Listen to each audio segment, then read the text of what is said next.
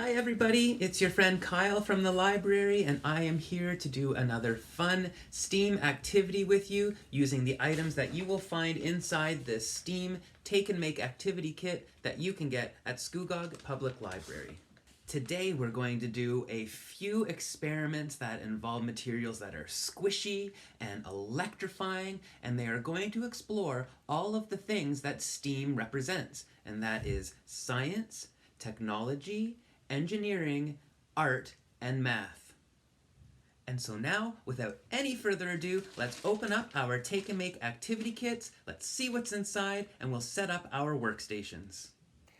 Okay, so in your kit today, you should find some papers that have been rolled up for you. You can just set these aside for now, we'll come back to those later. And you should also find in your kit some blue squishy stuff. Cool.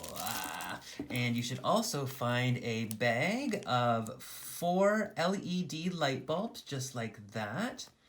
And the last thing you'll find is this odd-looking device that has wires sticking out of it, and we are going to figure out how to use this in just a few moments.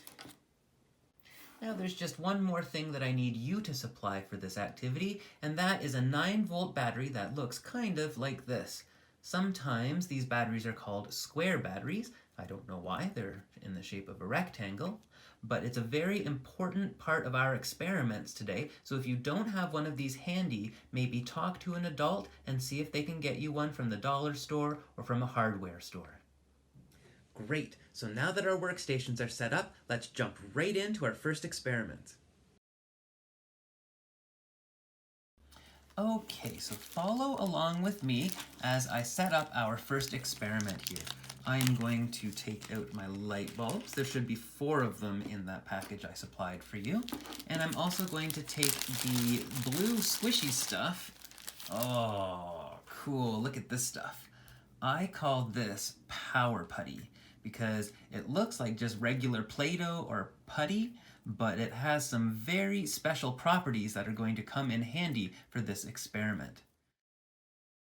Now work along with me. I'm going to just roll this up and form it into a sphere and then pull it apart so that I have 2 roughly equal spheres that I can work with. I'm just going to set those down right there so you can see them, and I'm going to make sure that they don't touch. They have to be separate, okay? The next step is to take one of our light bulbs. This is an LED light bulb.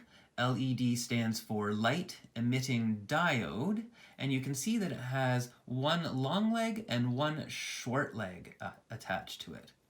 So what we're going to do is very carefully, we're just going to bend those legs so that it kind of looks like the LED light bulb is doing the splits, just like that. So that when we put it down here with our spheres, we should be able to just set them right into the dough. See that? 1 leg in here and 1 leg over here. Now the next step, this is where things get a little bit electrifying. I'm going to take the red wire and the black wire from this device, and I'm going to put 1 right into this Power-Putty, and I'm going to put the other one right into this Power-Putty. And as you've probably already guessed, this end of my wires matches up to this end of my battery, and if I connect the battery to my creation here, what do you think is going to happen? Well, let's find out. Here we go. Look at that! The battery is sending enough power into the Power-Putty so that it lights up this LED light. Cool. Now, remember when I said that we shouldn't let the Power-Putty touch? Well, let's find out what happens if we do accidentally let them touch. I'm just going to hold up the Power-Putty here and watch what happens when I touch them together. The light bulb goes out. And if I take them apart, the light comes back on. Out, on, off, on. So I wonder why that is happening. I would think that it's because the battery is sending an electrical current all the way up this wire and into this side of the Power-Putty, which then continues through the light, which generates the light, and then back down and through this wire and back into the battery. Now when I push them together like that, the electricity from the battery is going through the wire, but instead of going up and through the light, it's just going directly through the Power-Putty and it's canceling out the circuit. In order for the circuit to work, we have to make sure that the electricity is flowing through the light bulb without any interruption. Now in your kit, I supplied you with 4 light bulbs in total, and we're going to use all 4 of them right now. For the second part of our experiment, we are just going to keep adding light bulbs to our Power-Putty to see if it has any effect on our experiment. So here, I'm going to add a second light bulb. Oh, that one didn't light up. Maybe I should try turning it around the other way. Yep, that one lit up, but just a little bit. It's not quite as bright as the first one. Let's try another light here. So let's add that one in. Oh, turn it around, make sure that it's in right. That one lights up, but it's definitely a lot dimmer than the one that I put in before. And now let's add this fourth one in. Oh, there we go. There's a red light, but have you noticed that they've all gone a lot dimmer the more light bulbs that I add? Now, why do you think that is? Well, I think because this battery can only produce so much electricity that when it sends the electricity into the Power-Putty, these 4 light bulbs all have to share that same amount of electricity. So the more lights you add to it, the dimmer the light bulbs get. Watch as I try to take away some of the light bulbs. You'll probably see that they get a little bit brighter. There's 1. There's 2. See, it gets a little bit brighter there. And watch when I remove the green one. There we go.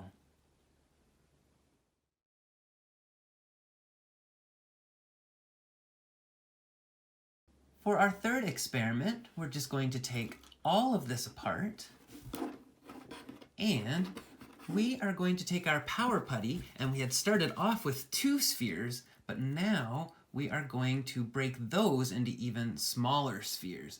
So we're going to have 4 spheres of Power-Putty to work with here.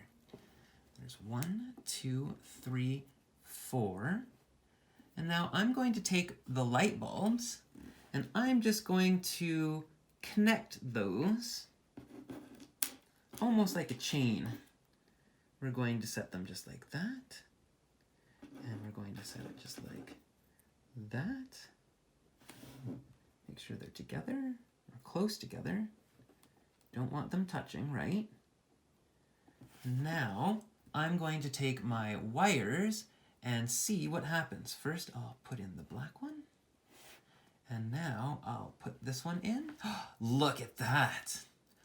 All 3 lights lit up at the same time because we've created a chain reaction with the electricity. The battery is supplying energy up this wire, into this sphere, through that light, into the next sphere, through that light, and then through that light, and then back. That is a very cool circuit. Well, now you must be asking yourself, how is this even possible? How does Power-Putty even work? Well, I have included in your kit some colorful paper right here, and if you unroll those papers, you will find that I have included a couple of recipes so that you can make your own Power-Putty at home. Now, if we take a few minutes here and just look at some of the ingredients that are on this recipe, I bet we can discover what makes Power-Putty so electrifying. Now the first recipe I'd like to look at is on the blue piece of paper, and this is the recipe that I use to make my Power-Putty. And if I look at the ingredients lists, I can see that salt is one of the main ingredients to Power-Putty. And that says a lot to me because salt is a mineral, and minerals share a lot of similar properties to metals. And so we know that metals are conductive. They allow electricity to flow through it. And so if this Power-Putty is made up mostly of salt, water, and flour, that means that the salt is acting as a conductor for our putty. Now, the second recipe I provided you with is on the yellow piece of paper, and it is a recipe for making insulating dough. And instead of using salt in this recipe, we are going to use sugar, which will do the exact opposite of what salt did in our Power-Putty. The sugar in the insulating dough will stop the electrical current from flowing through it. When you combine your Power-Putty with insulating dough, you can create sculptures like this. Or you can try making something like this. Or even a little snail like this.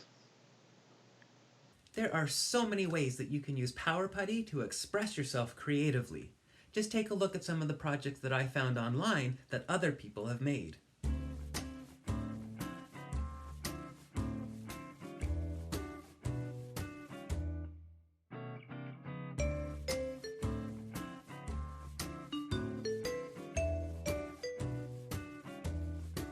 Well, thank you for joining me for today's STEAM activity. I hope you've had some fun experimenting with Power-Putty, and here is my challenge for you this week. Try making some of your own Power-Putty and insulating dough at home, and then use it to build a creative and cool light-up sculpture, like the ones that I've shown you in this video.